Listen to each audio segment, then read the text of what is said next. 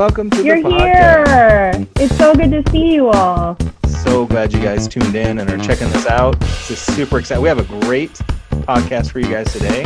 Are you excited about today, Miss Hanson? Always. Oh my gosh. Another day at AMS. This is great. Hey, and kids, we should point out, we are literally in our office right now. There's no kids. There's no kids here. See, someone's even calling my phone. But there's no students. Mr. Webb is on the other side of that wall. Yep, I can throw stuff and you can hear it over there. So we are here. Knock on the wall and you'd hear it. That's true. Yeah, pick it up. Last week you guys got to meet Phil, the intern. Phil, say hi to everyone. What's up, AMS? Good to be back. Phil, it's awesome to have you here with us. You might have met Phil at the Chromebook exchanges. Phil's been helping out with that, making sure you guys get your new laptops for 8th graders or your Chromebook for 7th grade. In those hours. Getting those hours. He's got to get how many hours you got to get in, Phil? Like 600. Oh, I'll be here all year, so you know. Deal. Yeah, if you're just really bored and you want to play a Kahoot game or something, just I love Kahoot. Yeah, just have multiple people and that would be really fun. I want to just get with the counseling budget some like really cool games because Kahoot's like the only one but there's other things out there where you can play group games with students. So I support that. Okay, deal. We just wish we could give them like credit for it somehow. Like games with the counselors, you get 0.5 credit or something. Yeah. They'd have to be learning games. And then in addition to Phil, we also have Jessica. Jessica, say hello to everyone. Hello. Jessica is joining us from City University, really good school that cool people go to. Me and Miss Hanson went to City U. Phil is not at City U, but he's at Seattle U, and a lot of awesome people go to Seattle. Seattle U is a really good school program. They have a lot of different avenues of courses you can take depending on what you want to do in education. So competing colleges here, but 2 awesome interns. Jessica, why don't you tell us a little bit about yourself, like why you wanted to go into school counseling and what you're excited about working here at Alderwood? All right. So I was a preschool teacher and I loved hanging out with kids. And then I started going into research. And so I did a lot of policy making, but I really miss hanging out with kids. And so I'm super excited to be a school counselor so that I can work with kids and really help kids through mental health and a lot of other issues. Awesome. And, you guys will see Phil and Jessica on the podcast, of course, but also just randomly they'll show up at a meeting maybe that we're having, or you'll see them here or there. And although Jessica will primarily be working with 7th graders and Phil will be primarily working with 8th graders, we'll do groups. Like, we're really excited to start doing some groups this year for you guys to support you and things that might be helpful, but you'll definitely see them around. And they're super nice. Like I feel so bad that we're not able to meet in person because the office would be lit. Can we say lit? Is that a bad word? Lit. It would be lit. So. Like, yeah. The office would be lit with these. We're such a good team. Yeah. Literally. Oh, that's so good. So bad. That's so good. No, it's so bad. Good. I love it. Okay. Speaking of literally, or literature, we have a very special Ms. Hanson's shaking her head in the background. Have a very special guest that we have every week, and it's Miss Stacy Wright, our librarian, who is gracious enough to come in every week and give you guys some important book reviews. I know it's very difficult. It's easy to watch, Netflix and to watch shows all the time, but you should absolutely be reading, engaging, and practice that skill of reading and being able to get into a book. So without further ado, let's welcome Miss Wright. Kids. Read a book, kids. Well, I think you know what I'm going to say about reading. And I am Mrs. Wright, your AMS librarian, but I'm going to surprise you here. So, of course, we think reading books is a great way to do self-care, right? So our library has so many great books. We have novels, we have graphic novels, both for audio and ebook listening and viewing, but also curbside pickup now. But what I bet you didn't know about the library is we have other kinds of books as well that are a little more interactive. One of the hottest type of books in our library would be cookbooks. This one is the Complete Baking Book for Young Chefs. We have Teen Cuisine. I just love saying that, Teen Cuisine. And it has very teenage-friendly recipes. Recipes, you don't need a ton of ingredients, but if you're cutting your teeth trying to learn how to do a little cooking, this is a great book. If you want to make healthy recipes, the Healthy Teen Cookbook, and let's face it, if you make your own food, it's much healthier than if you go to get takeout at a restaurant. And we also in the library, besides cookbooks, we have all kinds of books if you want to learn a new hobby. The Knitting Club, Teen Knitting Club. And this is if you want to learn how to knit. And if you are interested, I even can check out knitting needles to you. So if you are interested in learning something new, cooking or a new hobby, the Alderwood Middle School Library is a great place to come. Self-care, my friends, that's what it's all about. Oh my gosh, you can't see it, but like when you talked about the knitting needles, all of our jaws just dropped. We just went, It's like, true. this is so cool. I mean, it's so important for students, yes, to read, and that's a skill and it's important, but to also, through self-care, to have these pursuits that they can have, whether it's cooking or knitting, and the fact that that's a resource available in the library is incredible. And just trying new things, like something that you haven't tried before, like how fun. Can I ask a really important question? Sure. Ms. Wright, what's the last thing that you cooked? Okay, so full disclosure, I do not do the cooking in my family. I don't like cooking at all. I have a really great husband who, I won't say he's a gourmet cook, but he's really, really good. You know, so in our family, my husband does a lot of the cooking. So I think I heated up some white chicken chili that he had made yesterday.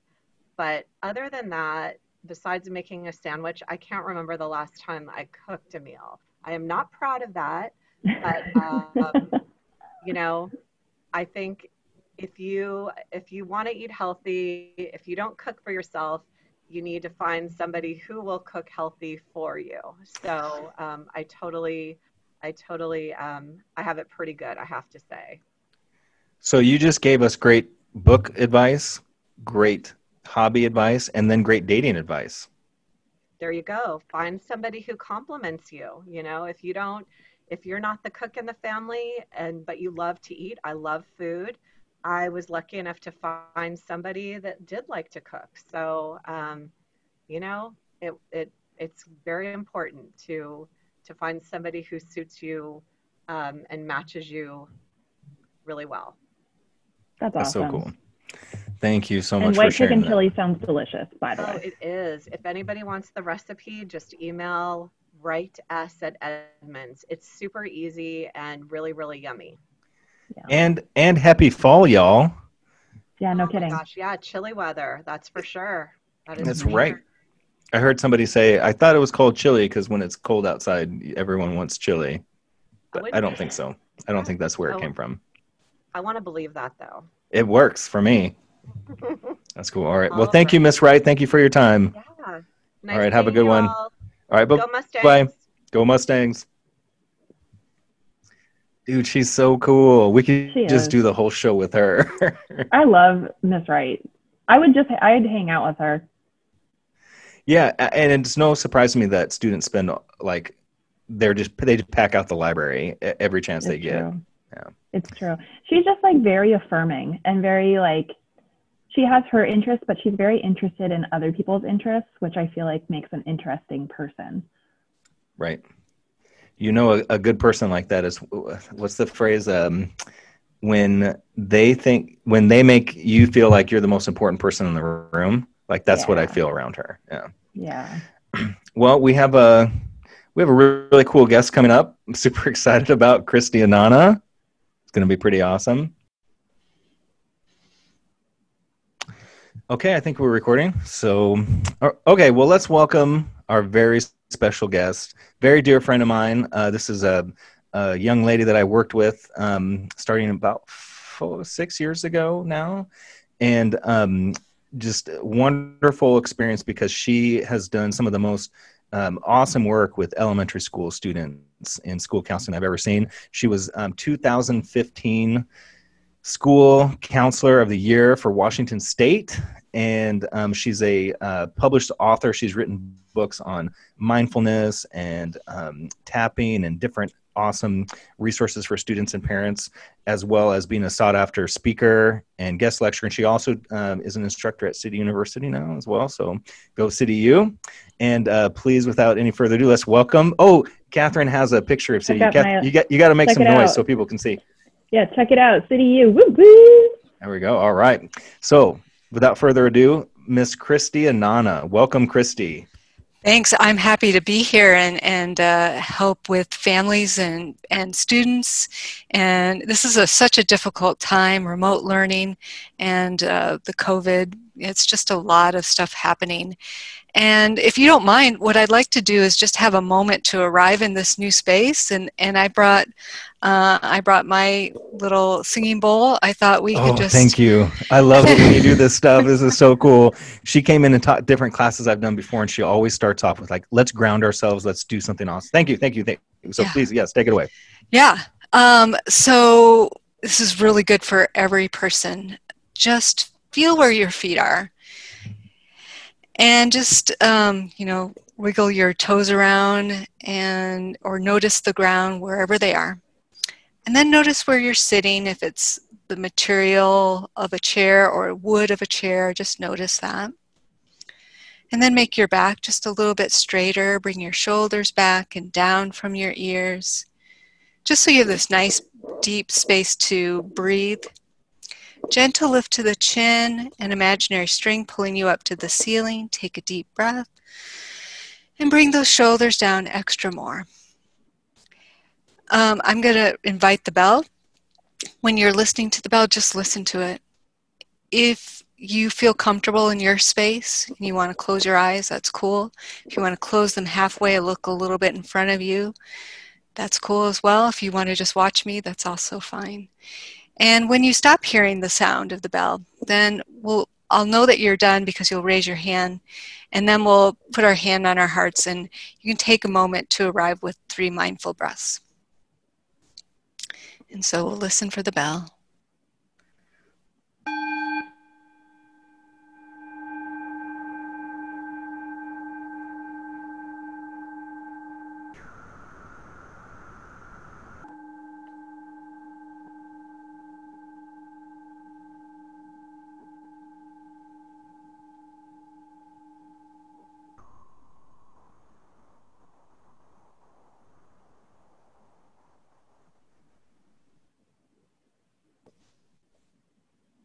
Place your hand on your heart. With your first breath, just be with your breath. And as you feel your second breath come up, just try to relax your body a little bit more.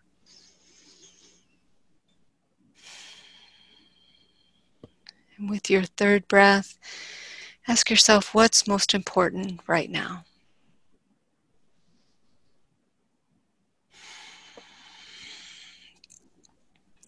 And for me, just being present with Josh and Catherine and Jessica and Phil and all the people listening is what is most important.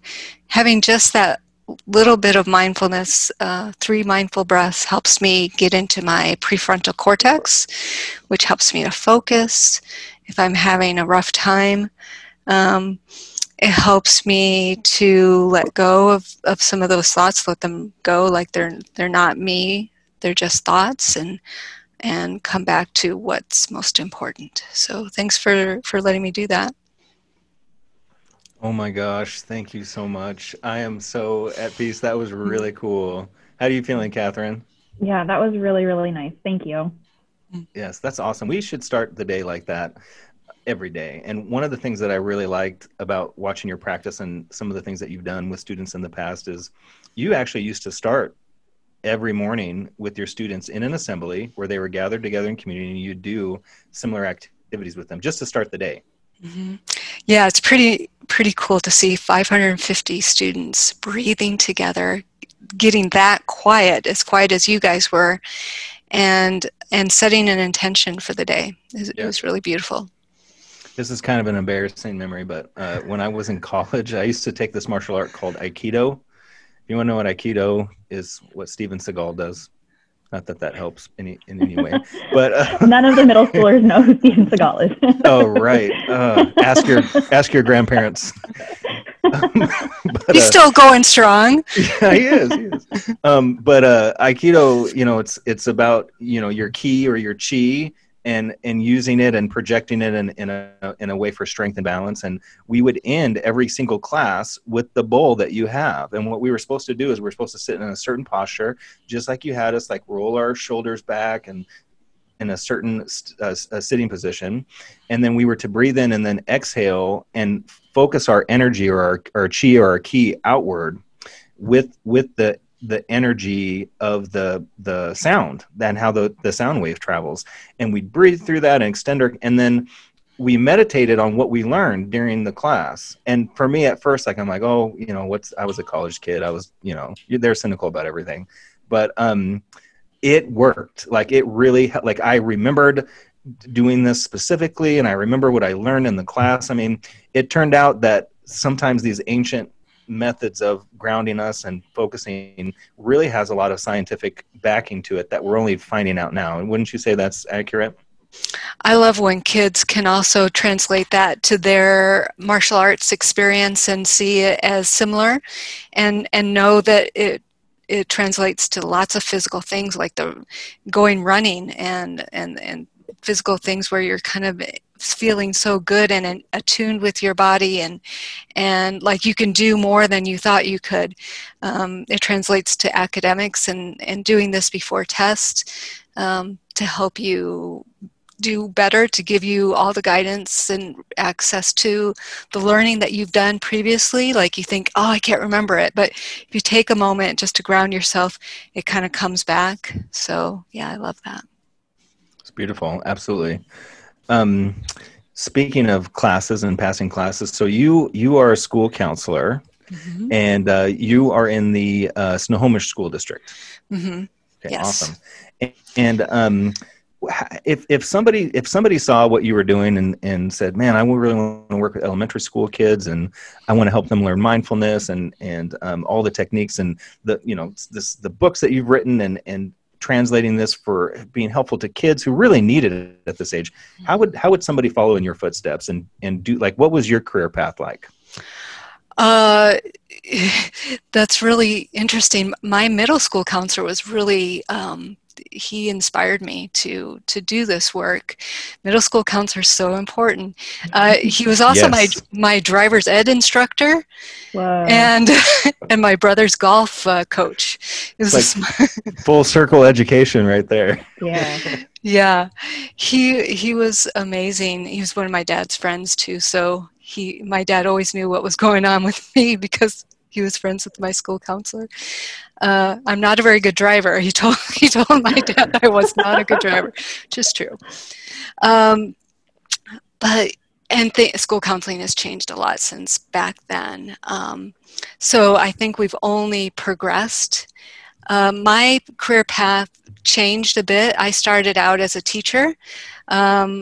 I went to a small college in Michigan, and I researched the colleges and found the best school in Michigan for what I wanted to do, and it had some room to grow. So I got my bachelor's degree. It was a dual major in psychology, special education, with a minor in elementary education. And so that gave me a really nice broad perspective of the educational system. I taught for 2 years in Hawaii, and and realized that kids were coming to me for not just academic reasons, that they were really asking me some deep stuff. And that was a high school in Hawaii. And I really loved that age group as well. When I moved to Washington State, I tried to find a school counseling certification program that would fit into my schedule, because I felt like that was the best way for me to stay in education, but also learn how to be a counselor. And so I went to SPU, sorry, CityU and SU, but they worked with my schedule, and they're a very good program because they wanted people to be good counselors first, and then good school counselors second. And that fit with my perspective. That's a great mission. And yeah, if you are kids, if you're out there and you want to be a school counselor in Seattle, it's City U, Seattle U, and SPU. Am I missing anyone? Those are the three main ones in the area. University of Washington has a program too. They have a school counseling program? They did, at least, but it was very difficult to get into, and it was very difficult, like if you wanted to work. It was all during the day. I do know they have a school psych program, at least, for sure. But you bring up teaching first, and I see that a lot, where a lot of times people will go into education and they see the type of work they want to do with students, and it changes. I came into work in education as a security guard. It was all that Steven Seagal Aikido I knew, I guess. No, I'm just kidding. So I started as a security guard, and then I really thought about teaching for a while, and then decided, kind of like getting into education, like, of all the jobs, which one do I want to do? So you got to see that from multiple levels, and doing special ed and psychology, and you should be a district administrator someday, because your breadth of knowledge. But you so probably nice. Don't want to be. Not right now, no. Yeah, right. They've got a lot of burden going on, and they're doing great jobs that I see. Absolutely. Especially here. We had our principal on as a guest last week. He did a great job explaining math, because he was a math teacher. See, it all usually you get into the school system and you figure out what you want to do. Just a quick question, because now you brought up the topic. What do you see as the future of school counseling? You mentioned that school counseling is a lot different than it was even 10, 15 years ago. But what do you see, when these kids are old enough to go into school counseling? What do you think things will be like then? Yeah, well, I'm looking at Jessica going, I would have never imagined being able to share with students at City University all the things that I'm doing, like mindfulness and tapping and giving strategies, because mental health is a priority now. It's not just about sharing resources or getting kids into college. It is about making sure that they're functional human beings, and that they have the skills to make those responsible decisions, but also to be friends and to be aware of their feelings, be aware of multicultural interactions, have some social awareness and self-management. Yeah. Yeah, thank you for mentioning that. One of the things that we were really excited to ask you your advice about, because I would definitely say you're an expert in the field of self-care strategies. You mentioned tapping, and I would love a demonstration or an explanation about that. But overall, like, what would you recommend, or what have you been recommending even in your building for self-care tips for students and parents, or for parents to help with students during this pandemic, when we're locked at home all the time? We can't engage with our friends as much as we want. We certainly can't go to school. What are some of your recommendations? Well, it comes to that self-awareness piece, noticing sensations in your body that give you some idea of how you're feeling, and then can point to some unmet need. So if you're feeling this emptiness in your stomach, and it's 1 o'clock, and you go, oh, I'm feeling something, I'm not sure what, but you might go to, oh, I'm hungry, I should eat something, but you just ate. So maybe that unmet need may be that you're lonely and you need to seek out a family member or a friend online, even somebody safe, or maybe you're bored and you need to engage in something or you're really nervous, and then maybe some of these self-care activities that I suggest might be a good thing to do before you reach for that Snickers bar.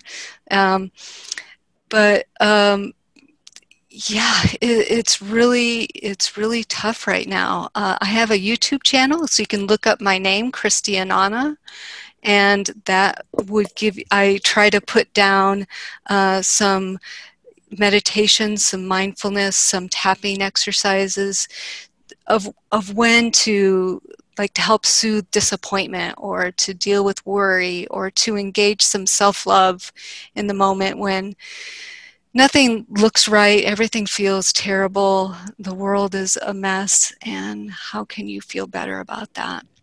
So you're welcome to do that. So, Mr. Webb, I have a complaint. You did not include that she's a YouTuber in her intro. I know. I knew that too, and I totally forgot. There's so many things about her. It's very difficult. Yeah, and that's so cool. We've actually presented together a couple of times, and she has a cool picture of Michelle Obama, because she got to, when she was school counselor of the year, she got to meet Michelle Obama. So she has this, she's a boss. She comes in, explains everything. It's super awesome.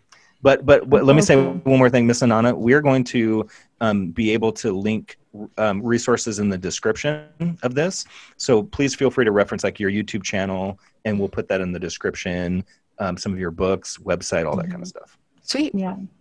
Christy, one thing that I really appreciate that you mentioned, I think, is just having that sense of curiosity about yourself and your feelings. And I think so often we'll have an experience, and then we so quickly just create meaning about it. So, and then the rest of the story comes out.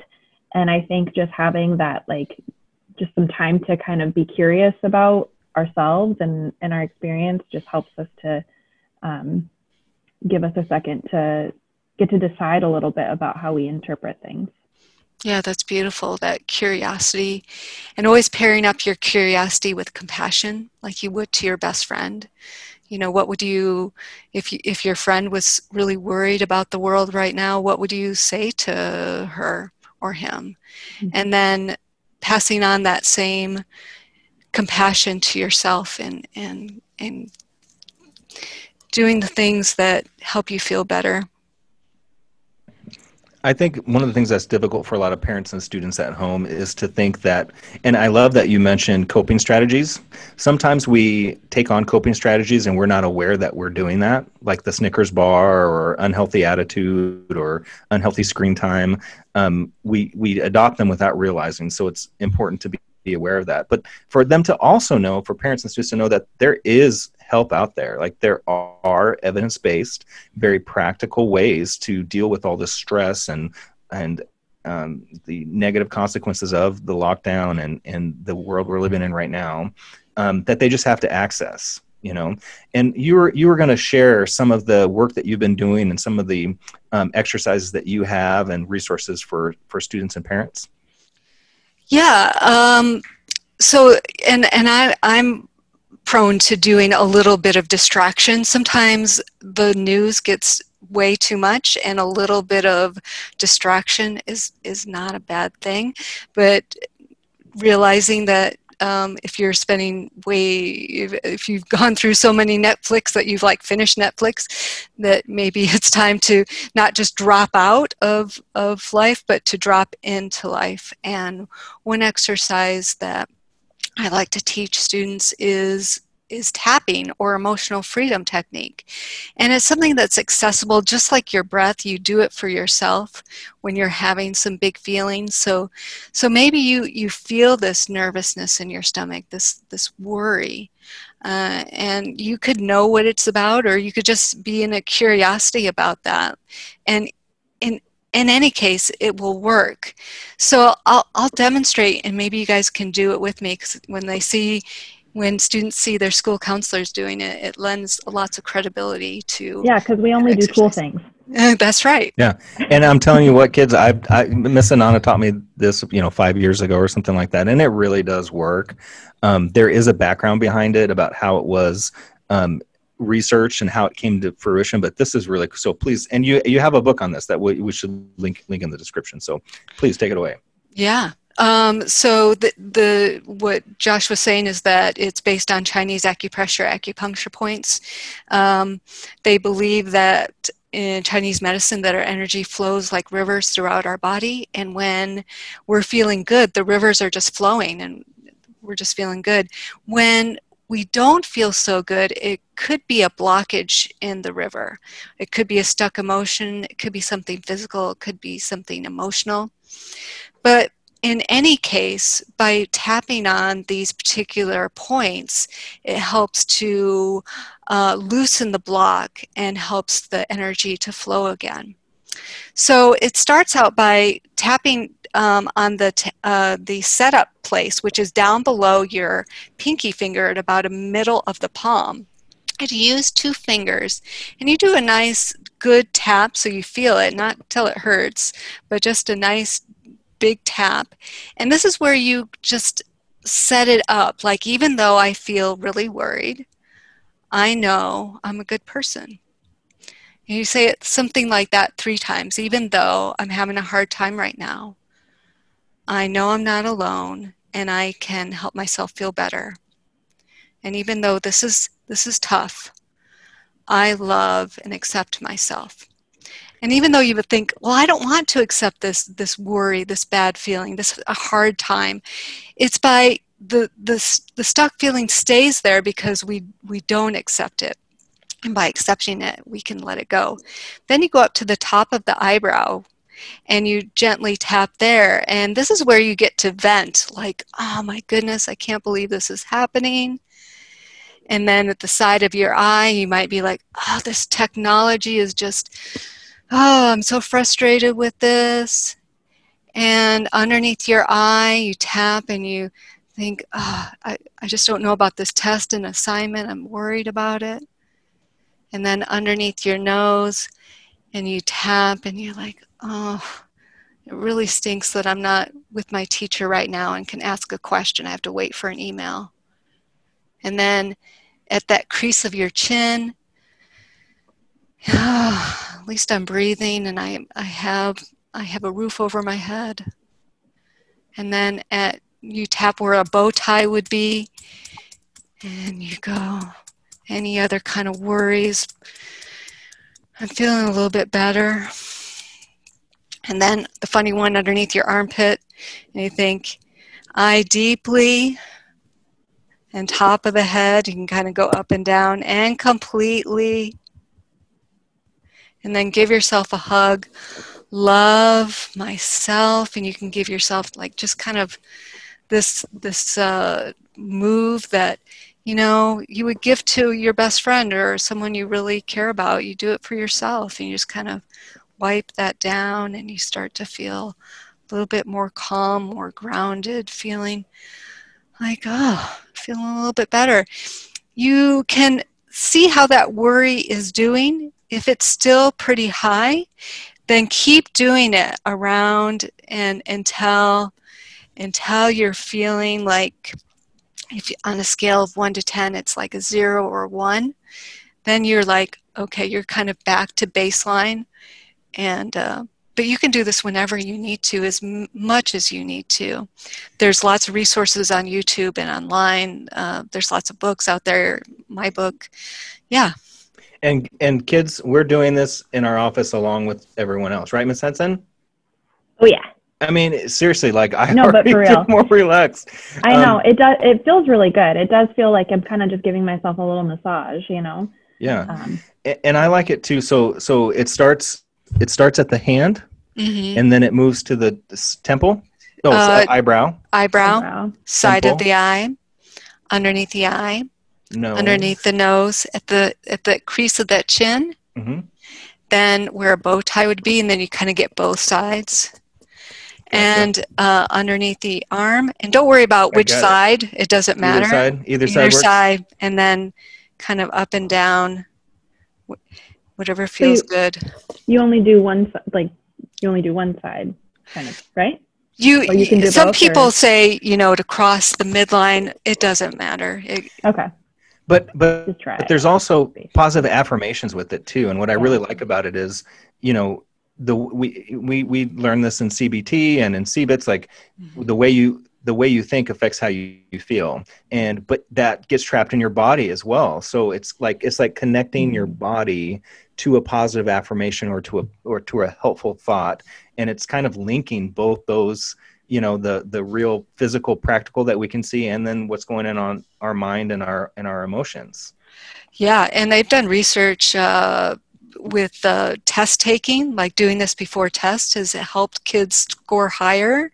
They've used it for like for food, like to, you know, when you feel like you want to eat something, but you probably, you know, it's between meals and maybe you should wait, or like some other addictions that are, you know, that could help to stave off some of that. Excellent. Oh my gosh, so cool. So cool. Thank you for sharing this. We'll link down in the description below some future resources for this. I know that you have a busy schedule and you're gonna have to go here in a couple minutes, but just really quick. So you at one time went through middle school, and you know, do you have any memories of going through middle school? I mean, I could see how I wish I had a counselor like you when I was in elementary school, middle school. I mean, what was it? What was that experience like for you?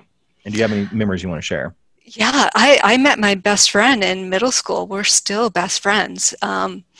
And her name is Adora, and she still lives back home. But every time we get together, it's like no time has passed. We have these memories from middle school that we still laugh and talk about.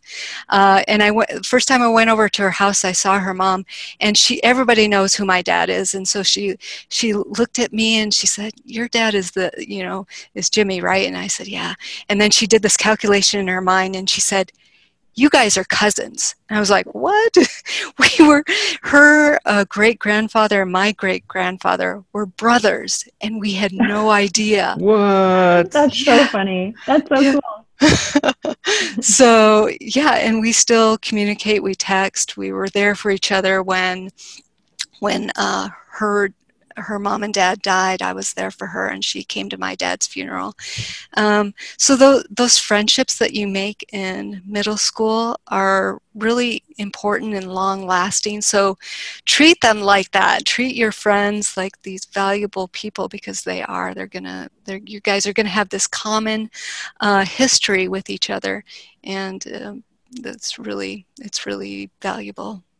That's true. And to think how valuable it is, like some of the friendships kids you guys have now, they can last, you know, for decades and decades. And how invaluable is it to have somebody that's known you for that long? Like a couple of my friends that I've had since middle school, it's great for perspective, you know, like, dude, you were so different. You know, yeah. And just my best friend from that I met in middle school, she watches my son now. So she and her kids they hang out with my kid a couple days a week, and it's like the most special thing that my kid gets to be friends with her kids and stuff. It's really sweet. Middle school is important. You make good friends. That's right. Well, Miss Anana, thank you. We want to honor your time and let you head out of here. But thank you so much for sharing your wisdom and experience with us. And maybe we can have you as a guest in the future. That'd be great. I'm really super honored to be here. And I wish you guys a great school year. Thank you so much. Thanks so much. You too. Bye-bye. Bye. Bye. That was really cool. Yeah, she's cool. Oh my gosh. Yeah, it's super cool. And she should be like in charge of like elementary schools, like she's the state superintendent of elementary schools, because if we did elementary schools the way that so the elementary school that she used to work at was on a tribal reservation, and working with really difficult cases to support students and families. And just, you know, some counselors might run screaming from that, but she just incorporated all these different practices in mind, and then was super successful with it. So cool. But we ignore some of this stuff sometimes, and it's to our detriment. That was the best second podcast I think we've ever done. I definitely agree. Let me think. No, yeah, that was the best second podcast we've ever done. hands down. Definitely. For sure. Best second podcast. All right. That Well, we've ever done. Yes. Well, we're going to let you guys go, and thank you for joining our podcast. Jessica, Phil, you guys want to say anything? Yeah. Just go ahead. Okay, I want to say that I can make a killer cookie. So if you guys want to start baking and start cooking, like, hit me up. We can Zoom together and we can cook and bake. Oh my gosh. That sounds delicious. I'm into that. Wow. I was gonna say that I have never knitted before, but with Miss Wright's recommendations, I think that might be a new hobby for me. So if we want to start like a knitting club, other people want to learn, like, I'm all in for that. Can you knit scarves for birds, please? I was gonna say that. Why would I do that? They're not even real. They're real. All right. Bye, kids. Later, skaters. Go Mustangs. See ya.